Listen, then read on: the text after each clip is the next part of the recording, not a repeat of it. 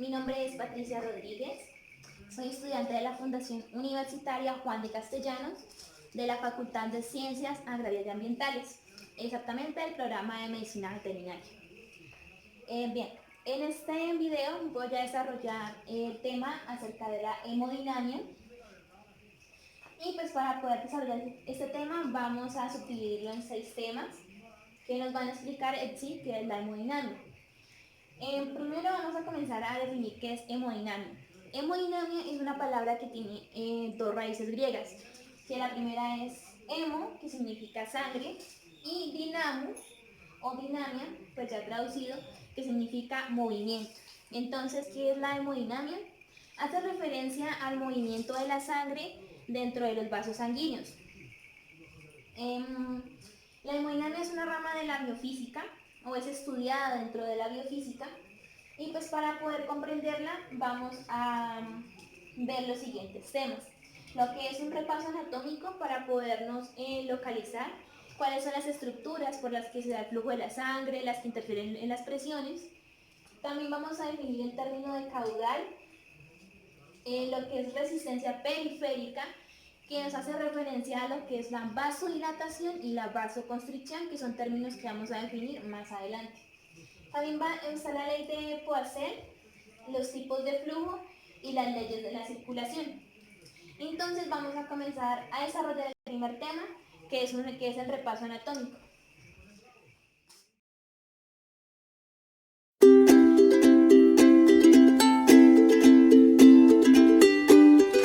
Vamos a comenzar desarrollando nuestro primer tema, que es el repaso anatómico. Entonces, en este repaso vamos a conocer las estructuras por las cuales se transporta la sangre. Entonces, tenemos primero los vasos sanguíneos. ¿Qué son los vasos sanguíneos? Aquellos tubos, por decirlo así, de forma más simple, por los cuales se transporta la sangre a todas las diferentes partes del cuerpo. Entonces tenemos 3, que son las arterias, las venas y los capilares. Y el órgano de bombeo, es decir, el cual se encarga de llevar la sangre o de bombearla con presión por los vasos sanguíneos y pues de que llegue a todas las partes del organismo. Ese órgano es el corazón. Entonces vamos a comenzar. Tenemos que las arterias y las venas se conocen como órganos tubulares. ¿Qué quiere decir tubulares? Como su nombre lo indica, esto quiere decir que tienen forma de tubo, es decir, que tienen una luz y varias capas a su alrededor. Entonces vamos a suponer que esta es la entrada de un vaso sanguíneo. Esta es la luz, es decir, por donde va a transitar la sangre. Y alrededor tenemos las diferentes capas que componen este vaso sanguíneo. Entonces tenemos lo siguiente. Tenemos que la primera capa, o la más íntima, la más interna, la que se ve de color rojo, se conoce como la túnica íntima. Entonces vamos a escribirla acá. Túnica íntima. Bien. ¿Qué es la túnica íntima? La túnica íntima es una capa que está compuesta por tejido endotelial. Esto quiere decir que tiene células de tipo endotelial, o sea, células endoteliales. Vamos con la segunda capa, que vendría siendo toda esta que está en color azul, que nos hace referencia a la túnica media. Entonces vamos a escribirla por acá. Túnica media. ¿Qué es la túnica media? La túnica media es un tipo de capa que está conformada por células de músculo liso. Entonces es una capa muscular. También se puede conocer como túnica muscular. Tenemos la última capa, que es la más externa. Esa es la que está en color negro. Esta de acá, que se conoce como túnica adventicia. Voy a escribirla por acá, túnica adventicia. Bien, ¿qué es la túnica adventicia? Es la túnica más externa y está conformada por tejido de tipo mesotelial, es decir, tiene células mesoteliales. Bien, seguimos con los capilares. Los capilares también vienen siendo un tipo de órgano tubular, pero en este caso los capilares se puede decir que son el medio de unión entre la red arterial y la red venosa. ¿Esto qué quiere decir? Las arterias tienen cierta estratificación o hay tres tipos diferentes de arterias. Primero, comenzamos con arterias grandes, como pueden ser la aorta o la aorta ascendente y la aorta descendente, que son vasos sanguíneos muy grandes, son arterias muy grandes. También hay arterias que son un poco más pequeñas, que se conocen como arterias medianas, que son en este ejemplo, digamos, las que se desprenden tanto de la aorta ascendente como de la aorta descendente. Y tenemos las arterias más pequeñitas que se denominan arteriolas, y son las que están muy al fondo de cada uno de los órganos. Bien, y las venas también tienen una estratificación. Hay tres tipos diferentes de venas. Las venas grandes, como es la vena cava. Tenemos las venas medianas, vendrían siendo las venas que se desprenden de estas. Y las venas más pequeñitas, que se denominan vénulas, que son también las que están muy al interior de todos los órganos. Entonces, los capilares, ¿por qué decimos que son el medio de unión? Porque como dijimos, la red arterial termina en una arteriola, terminan muchísimas arteriolas, pero para este ejemplo vamos a tomar una arteriola, que sería la que está acá en color rojo. Esa arteriola, después de que termina, da inicio a un lecho capilar, que es lo que se conoce como la red vascular terminal. En este lecho capilar están los capilares, que son unos vasos sanguíneos también, en donde se da el intercambio de nutrientes. Es decir, suponiendo que esta es la arteriola, aquí van viajando los glóbulos rojos van cargados con oxígeno. Cuando llegan a este punto, acá hay una presión de 0 milímetros de mercurio que permite que los glóbulos rojos salgan del capilar y vayan a oxigenar el tejido, que en este caso puede ser un músculo o un órgano. Y el tejido, que está inundado de CO2, es decir, de dióxido de carbono, pasa esas moléculas de dióxido de carbono acá al capilar y siguen su tránsito. Claro que acá se intercambian muchos más nutrientes, pero eso se da acá en los capilares. Los capilares son muy importantes porque permiten eso, el intercambio de nutrientes. Después de que se da el intercambio y se recogen los productos de desecho, acá lo recibe una vénula. Que las vénulas, como dijimos anteriormente, son los vasos sanguíneos más pequeños de la red venosa. Entonces llega la vénula, después de la vénula pasa a una vena media y de la vena mediana a una vena grande, que en este caso serían las venas cavas. Entonces esta es la importancia de los capilares. Luego tenemos la estructura más importante, que es el corazón, que es la que se encarga precisamente de bombear la sangre a todas las partes del cuerpo. Entonces tenemos que el corazón es una estructura también considerada con estas tres mismas capas. Tiene una túnica media, una íntima y una adventicia, solamente que en el corazón se denomina diferente. La túnica íntima, o sea la que está más al interior, se denomina endocardio. La túnica muscular o la túnica media se denomina miocardio y la túnica más externa se denomina epicardio. Bien, tenemos que el corazón se divide en 4 cavidades, que están las aurículas, derecha e izquierda, y los ventrículos, derecho e izquierdo. Acá es muy importante diferenciar 2 tipos de circulación, que uno es la circulación sistémica o la circulación mayor, que es la circulación que va desde el ventrículo izquierdo, es decir, sale por la aorta, por la vena aorta, y retorna por las venas cavas. Es como la que va a irrigar todas las partes del organismo, hasta las más alejadas, las más alejadas del corazón. Y la otra es otro tipo de circulación, que es la circulación pulmonar o la circulación menor. Que la circulación pulmonar, ¿cómo es? Sale del ventrículo derecho la arteria pulmonar, llega a los pulmones y la sangre se devuelve por las venas pulmonares que llevan ya sangre oxigenada y entran a la aurícula izquierda. Bien, este era el pequeño repaso anatómico como para que pudiéramos introducirnos acerca de las estructuras que vamos a hablar más adelante. Algunos de estos temas los vamos a tocar más adelante para poder entender las presiones, para poder entender la vasoconstricción, la vasodilatación. Entonces es muy importante este repaso y que lo hayamos entendido. Ahora vamos a continuar con el segundo tema, que es ¿a qué hace referencia el término caudal?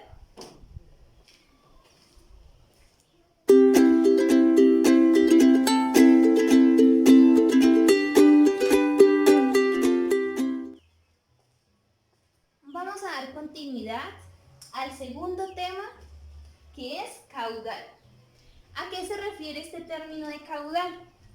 Entonces decimos que el caudal es un término físico y que se puede definir como el volumen de agua que atraviesa un conducto, un tubo, una manguera, por unidad de tiempo. ¿Qué quiere decir esto? Vamos a tomar como ejemplo una llave de agua, un ejemplo muy sencillo. Cuando la llave de agua está cerrada, obviamente no va a salir líquido, pero cuando la llave se abre, comienza a salir, digamos en este caso, agua. Entonces, ¿cómo medimos el caudal? Es la cantidad de agua que sale, o sea, cuánta agua sale y en cuánto tiempo. Entonces, podríamos decir lo siguiente, que puede salir 1 litro de agua en 30 segundos o 1 litro de agua en 1 minuto. Entonces, es como esa relación que hay entre el volumen y el tiempo. Siempre que vamos a dar la medida del caudal, se da en estas medidas, en lo que puede ser mililitros, litros, y en unidades de tiempo como puede ser segundos, minutos u horas. Bien, como decíamos, es un término físico. Y cuando vamos a hablar de la física lo define un poco más teóricamente como el volumen que atraviesa la sección transversal de un conducto, que en este caso serían los vasos sanguíneos por unidad de tiempo. Entonces en este caso sería cuánta sangre pasa y en cuánto tiempo por cierto vaso sanguíneo. Entonces esto vendría siendo el caudal. El caudal lo alteran o depende de 2 factores. Uno es la resistencia periférica y el otro viene siendo la diferencia de presiones. Entonces, ya habiendo entendido el tema de caudal, vamos a dar inicio a nuestro siguiente tema, que es la resistencia periférica. Aquí vamos a entender por qué esa resistencia periférica y por qué la diferencia de presiones se dice que altera el caudal. Entonces vamos con nuestro siguiente tema.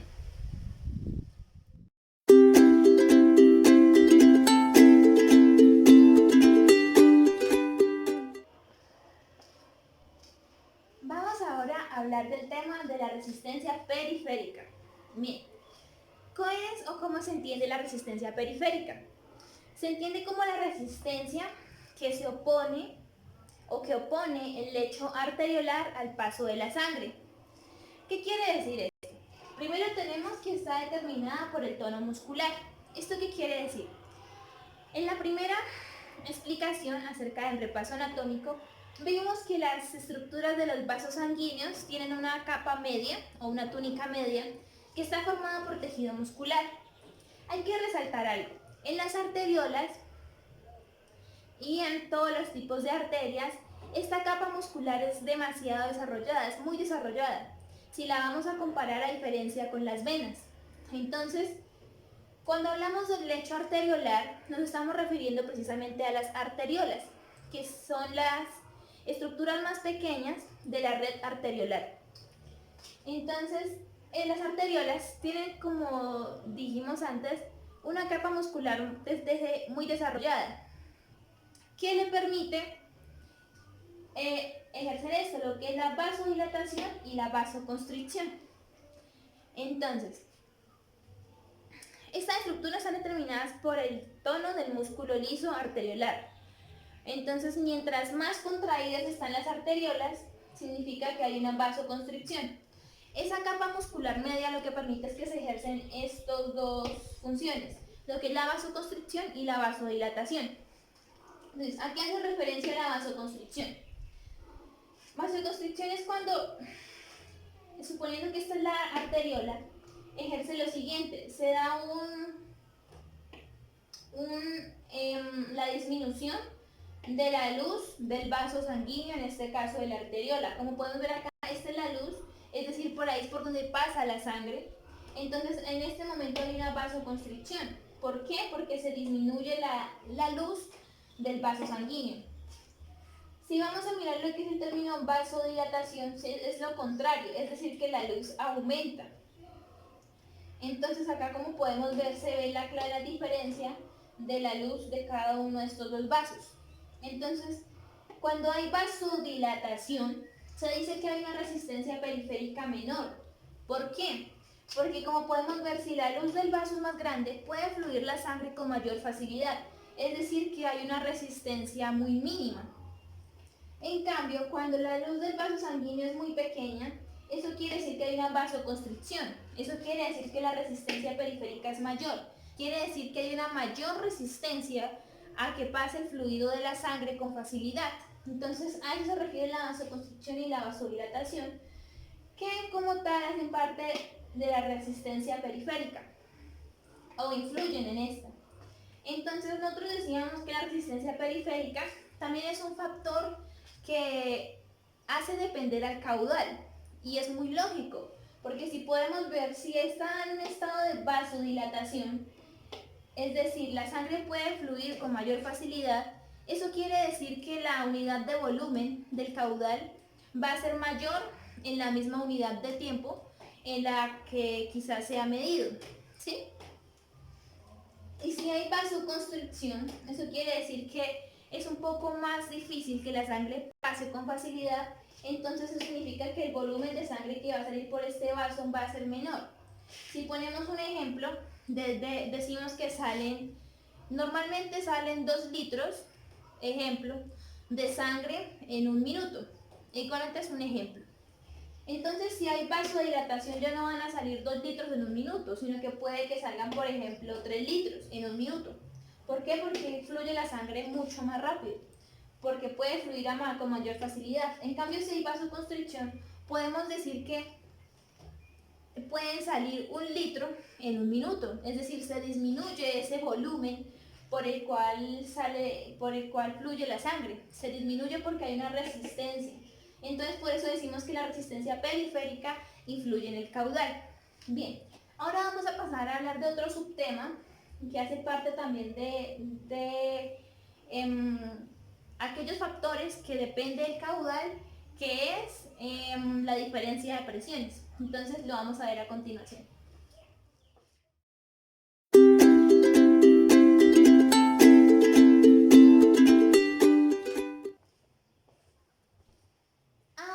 Vamos a hablar acerca de la diferencia de presión. ¿Qué es la diferencia de presión? Entonces, vamos a entenderlo con este ejemplo de la llave nuevamente. Cuando la llave está cerrada no sale líquido, y cuando la llave se abre, acá se ejerce una presión por la cual sale el líquido y sale a bastante presión, ¿sí? Entonces eso significa que acá en este punto, cuando sale el agua, hay una presión elevada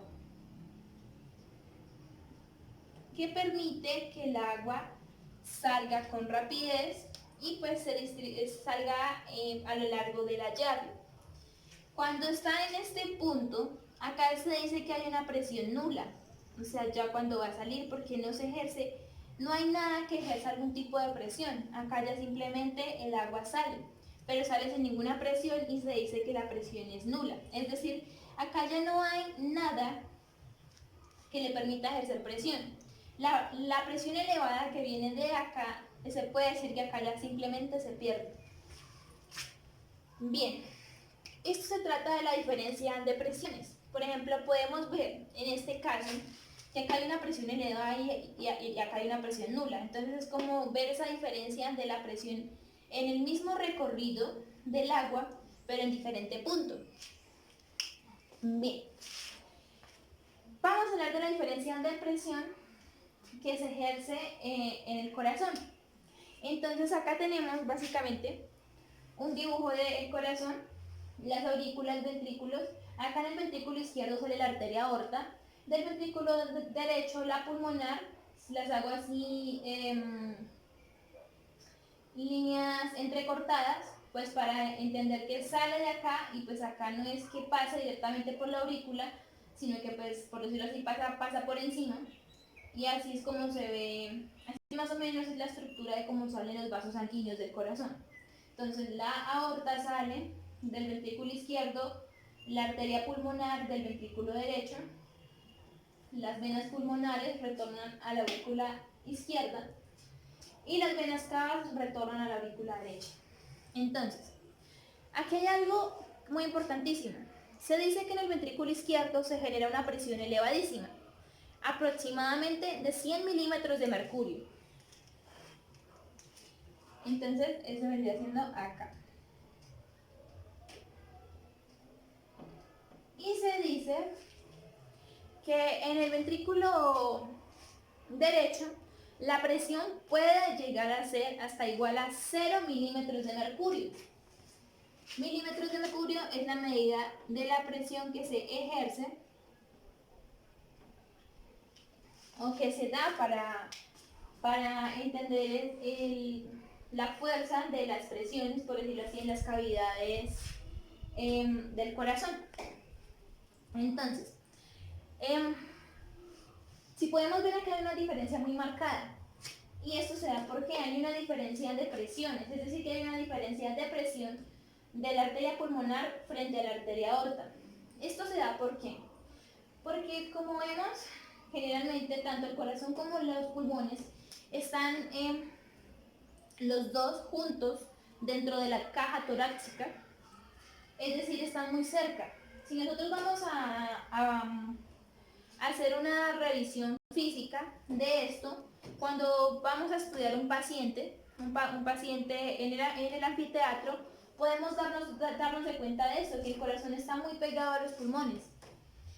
Y entonces, esto quiere decir lo siguiente: el ventrículo izquierdo sale la aorta.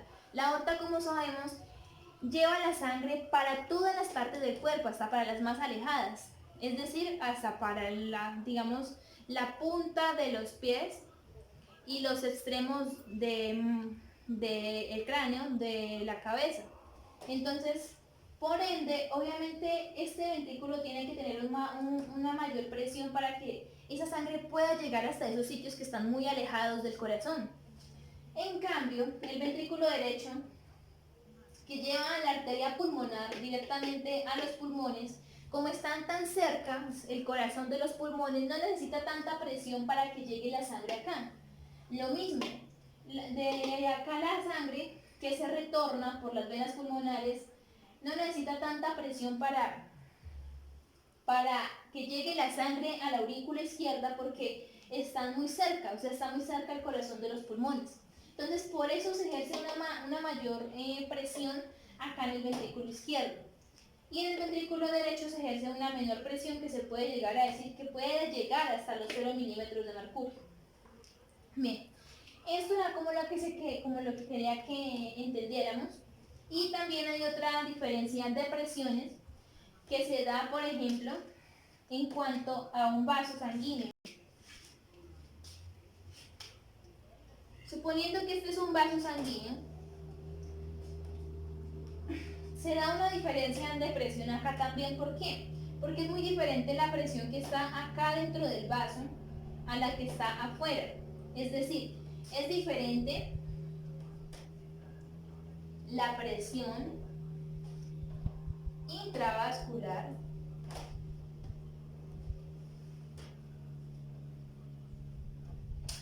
a la presión que está fuera del vaso, que se conocería como la presión extravascular.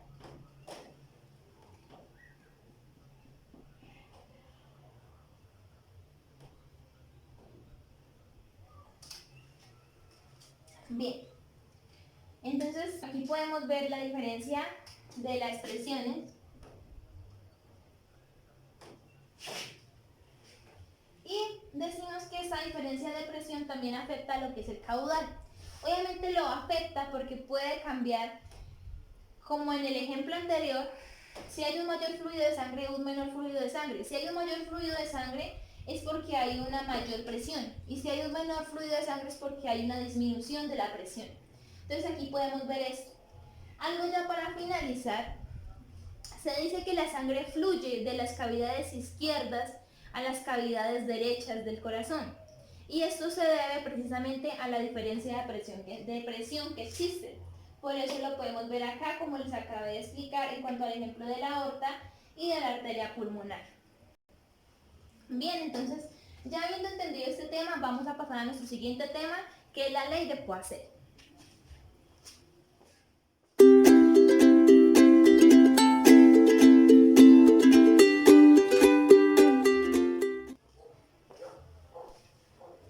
Continuamos con nuestro siguiente tema, que es la ley de Poiseuille. ¿Qué es la ley de Poiseuille? Hace referencia a una fórmula que nos permite determinar el caudal. Y esta es la fórmula de Poiseuille. ¿Quién fue Poiseuille? Poiseuille fue un fisiólogo francés que a finales del siglo XIX creó esta fórmula por la cual encontró que se puede determinar el caudal. Entonces, vamos a analizarla paso a paso. Esto dice que el caudal es igual a la diferencia de presión por el radio elevado a la 4 por pi dividido por 8 por la longitud del vaso por la viscosidad. Entonces, vamos a escribirlo acá. Esto significa la diferencia de presión. Entonces, diferencia de presión. Aquí, ¿qué es la diferencia de presión? Es lo que yo les explicaba en el video, en la parte anterior, en el tema anterior, cuando les decía lo siguiente, que está el vaso sanguíneo y acá dentro del vaso sanguíneo se ejerce una presión, que sería la presión intravascular. Y acá afuera se ejerce otra presión, que es la presión extravascular. Entonces, esa diferencia de presión de la que hablamos allá es la diferencia entre estas dos presiones. Dice por el radio a la 4. Entonces, el radio a la 4 es el radio del vaso sanguíneo.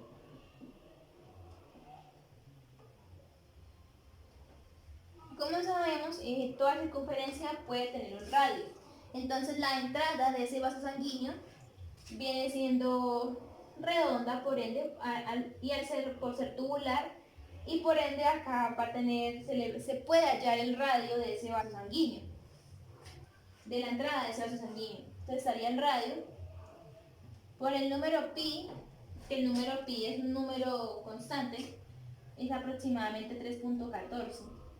Pues acá tiene más números, pero vamos a tomar estas dos cifras. Sigue 8.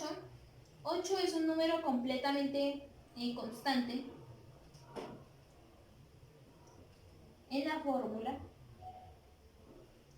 La longitud del vaso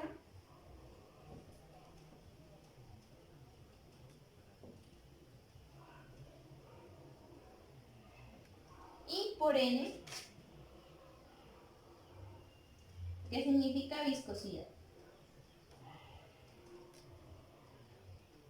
Entonces, al nosotros tener estos datos,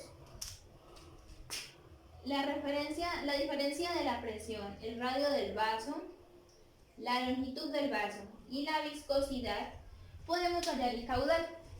Entonces acá lo que nos dice Poiseuille es lo siguiente. Cuando nos vamos a analizar esta fórmula, se hace el análisis como si fuera una fórmula matemática. Y efectivamente es una fórmula matemática.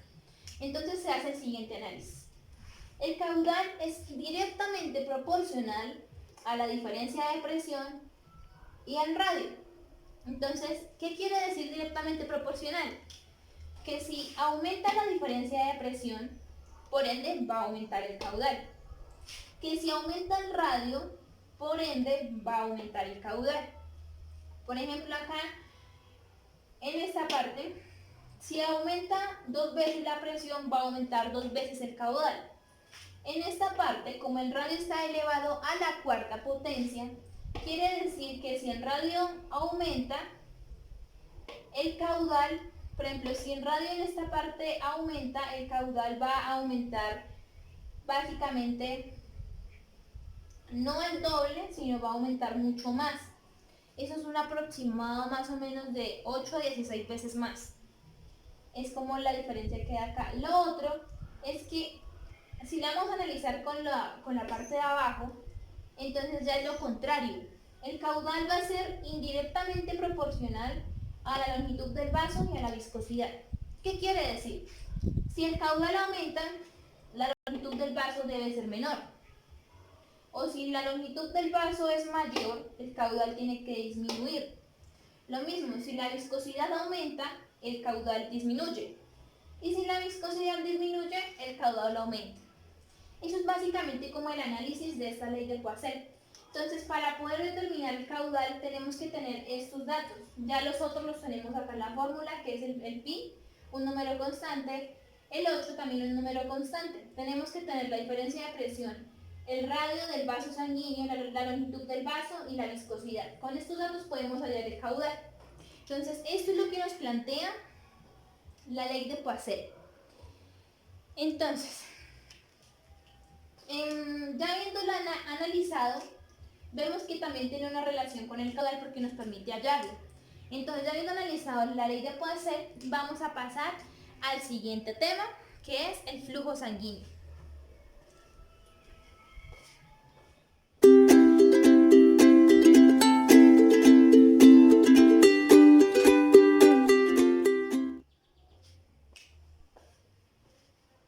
Continuamos con el siguiente tema, que es el flujo sanguíneo. Bien, ¿qué es el flujo sanguíneo? El flujo sanguíneo es cómo fluye la sangre dentro de los vasos sanguíneos, las arterias, las venas y los capilares.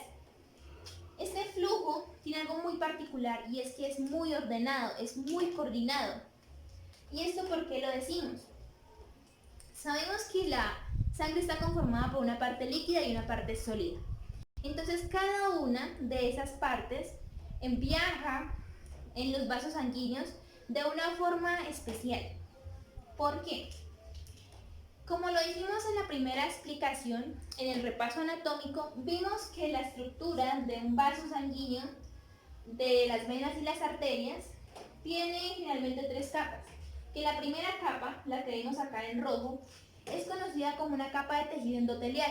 Esto quiere decir que tiene células endoteliales. Esta capa de células endoteliales es una capa muy delicada. Entonces se debe, en parte, a que como esta capa es muy delicada, por tal razón la sangre debe de viajar en esa forma ordenada.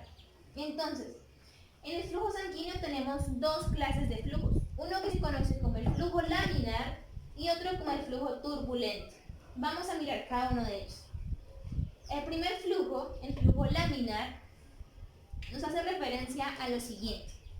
Como les dije anteriormente, la sangre se compone por dos partes. Una líquida, que vendría siendo el plasma, y la otra, que son las células, plaquetas y demás iones y proteínas y todo lo que viaja por la red sanguínea. Entonces, ¿qué es el flujo laminar? Es un flujo que se da en situaciones fisiológicas y que donde la sangre se dice que va en punta de flecha. ¿Esto qué quiere decir? Todos los elementos sólidos, como las células, plaquetas, iones, proteínas, van a viajar de la siguiente manera. O sea, se va a hacer como especie como de una flecha, como lo pueden mirar acá, que vendría siendo la parte negra, suponiendo que esto rojo es el vaso sanguíneo y esta parte es el interior del vaso. Entonces esto va a viajar así, en esta forma. Y en la parte de arriba y en la parte de abajo, o sea, en la parte dorsal y ventral del vaso, va a viajar toda la parte líquida. Entonces, esta parte que va a viajar acá en la mitad, lo que es toda la parte sólida, se dice que viaja más rápido, que aumenta la velocidad, o sea, tiene mayor velocidad que la parte líquida. El flujo laminar, como vimos, es un flujo que se da en situaciones fisiológicas. sea, es el flujo ideal que debe tener la sangre. ¿Esto por qué? Porque como decimos que la capa de tejido endotelial es muy delicada, ella es muy sensible a tener contacto con las células, los iones y las demás cosas, las demás estructuras que se transportan a nivel sanguíneo. Entonces cuando chocan o cuando digamos estas estructuras llegan a tocar ese endotelio, se pueden producir ciertas lesiones a futuro. Entonces por eso la sangre viaja en esta forma. Toda la parte sólida en la mitad, en punta de flecha, así como se ve acá, a mayor velocidad que la parte líquida que va en continuo contacto con la túnica íntima o las células epiteliales del vaso sanguíneo. Este es el flujo ideal. Otro flujo que tenemos es el flujo turbulento. Este flujo no es un flujo que sea normal en situaciones fisiológicas.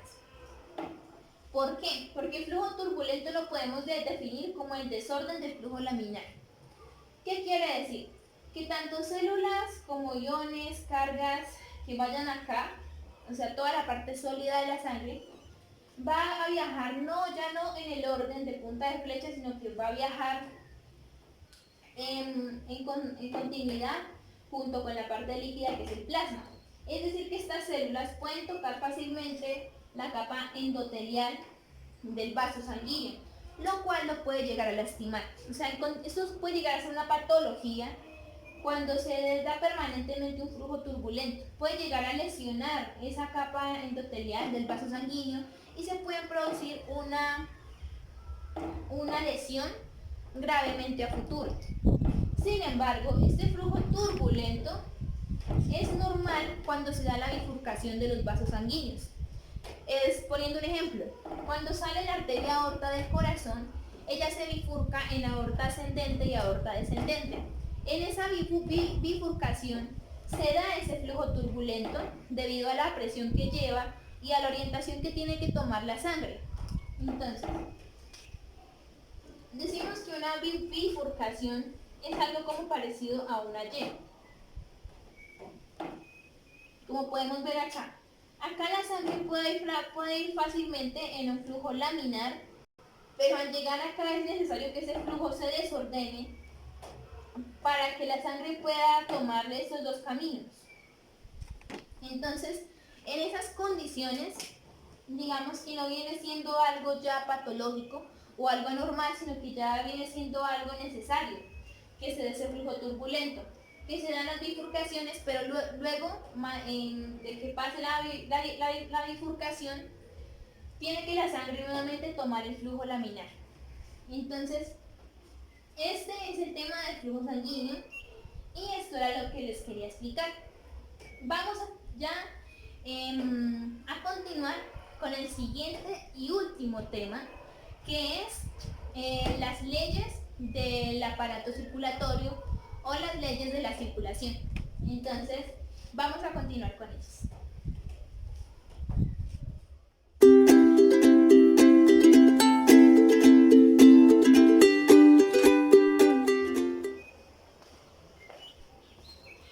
Llegamos a nuestro último tema, que son las leyes del aparato circulatorio. En este tema tenemos que desglosar 4 leyes, que está la ley de la continuidad, la ley de la velocidad, ley de superficie de sección y ley de la presión. Vamos a hablar de cada una de ellas y a definirlas para saber de qué se trata cada una. Comenzamos. Ley de la continuidad. La ley de la continuidad, ¿qué nos dice? Nos va a decir que el caudal es constante. ¿Cómo así? ¿Qué significa? Significa que en condiciones fisiológicas el caudal de la sangre se va a mantener constante a lo largo de todo el aparato circulatorio. Es decir, va a ser igual el caudal, la relación de volumen por unidad de tiempo va a ser igual a lo largo de todo el aparato circulatorio. Esto en condiciones fisiológicas normales. Esto se altera solamente cuando se sufre alguna alteración. Ejemplo puede ser cuando se puede activar la adrenalina debido a alguna acción que estemos realizando que nos produzca, puede ser ansiedad, nos produzca emoción, Esto sí se altera, pero o sea, siempre que esté en condiciones fisiológicas, ese caudal va a ser constante. De resto, si no hay otra cosa externa que lo altere, el caudal no se va a alterar, siempre va a estar constante. Tiene que haber una alteración para que esto cambie. La segunda ley es la ley de la velocidad. ¿Qué quiere decir? Dice que va de mayor a menor. ¿Qué quiere decir esto? Que la sangre, esa velocidad de la sangre disminuye hasta llegar a hacerse mínima. Esto lo vamos a ver de la siguiente forma. Sale, tomando por ejemplo la arteria aorta. La arteria aorta sale la sangre sale con una gran velocidad por este vaso sanguíneo. Cuando comienza a bifurcarse en las demás arterias medianas, en este caso puede ser la arteria braquial o la arteria esplénica o las demás arterias que se desprenden de la aorta, entonces va a comenzar a disminuir la velocidad y esta velocidad va a comenzar a disminuir totalmente hasta llegar a las arteriolas. Cuando llega a las arteriolas la velocidad ya es demasiado mínima. ¿Por qué? Porque como vimos en el ejemplo anterior, para que se dé el intercambio de nutrientes en los capilares, esa velocidad, esa presión que lleva la sangre debe de disminuirse totalmente. Entonces, como disminuye la presión, disminuye la velocidad, para que se pueda dar ese intercambio de nutrientes en el lecho capilar. Entonces, pues decimos que la ley de la velocidad siempre va a ir de mayor a menor, siempre va a ir en ese sentido. Va a salir del corazón con una gran velocidad y va a llegar a todos los órganos con una menor velocidad. Esto siempre se va a cumplir. Pasamos a nuestra tercera ley, que es la ley de la superficie de sección. Y tenemos curiosamente que nos dice que es mayor en los capilares. Podríamos confundirnos, ¿por qué? ¿Por qué decimos que la superficie de sección es mayor en los capilares? La superficie de sección nos viene haciendo referencia que el diámetro mayor o la superficie de sección mayor se encuentra en el lecho capilar. Esto suele ser un poco confuso porque es un poco, viéndolo sin analizarlo, es un poco contradictorio decir que el diámetro mayor lo tienen los capilares, cuando sabemos que los grandes vasos, pues, o sea, haríamos esa análisis, los grandes vasos como la arteria aorta, pensaríamos que tienen un diámetro mayor. Y efectivamente es así, solamente que nosotros lo vamos a ver es de la forma en la que los capilares son muchísimos.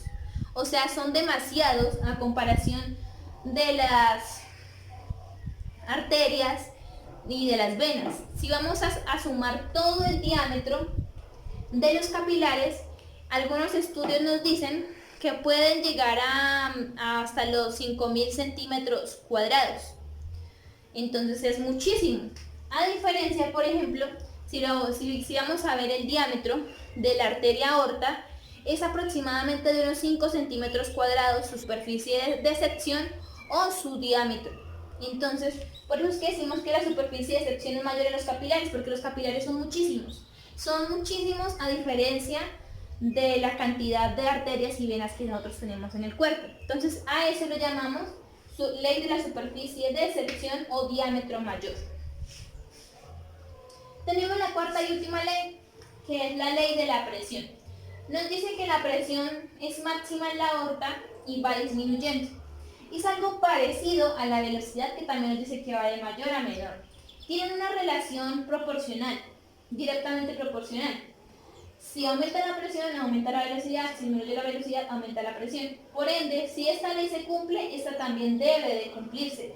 Que es la presión máxima en la arteria aorta y va disminuyendo. Cabe el mismo ejemplo que colocamos en la ley de la velocidad. El corazón ejerce mayor presión, como lo vimos en las explicaciones anteriores. Sale con una mayor presión la sangre del ventrículo izquierdo. Sale con una presión aproximada de 100 milímetros de mercurio, o sea, es una presión muy elevada. ¿Y es por qué? Porque, como dije anteriormente, tiene que llegar la sangre a todas las partes del cuerpo. Entonces, sale la sangre por ahí con una presión muchísima, o sea, muy grande. Después, como cuando se va bifurcando la arteria aorta en las demás arterias, se comienza a bajar la presión. Y comienza a bajar tanto que cuando llega a las arteriolas y pasa a los capilares, la presión tiene que ser igual a 0 milímetros de mercurio. ¿Por qué? Debe ser igual a 0 milímetros de mercurio para que se dé el intercambio de nutrientes. Es necesario que la presión llegue a 0 para que se dé ese intercambio. Para que los glóbulos rojos, tomando como ejemplo, que llevan oxígeno, salgan del lecho capilar al tejido y lo oxigenen. Y que el dióxido de carbono que está en el tejido entre al lecho capilar y sea llevado por vía venosa nuevamente al corazón y ya pues para ser expulsado en los pulmones. Entonces de eso se trata la ley de la presión. Bien, aquí damos por concluido ya el tema de la hemodinamia, ya explicamos cada uno de los subtemas en los cuales se dividía y finalizamos ya la explicación. Entonces espero les haya gustado, hayan entendido y nos veremos en una próxima oportunidad. Les deseo muchas bendiciones.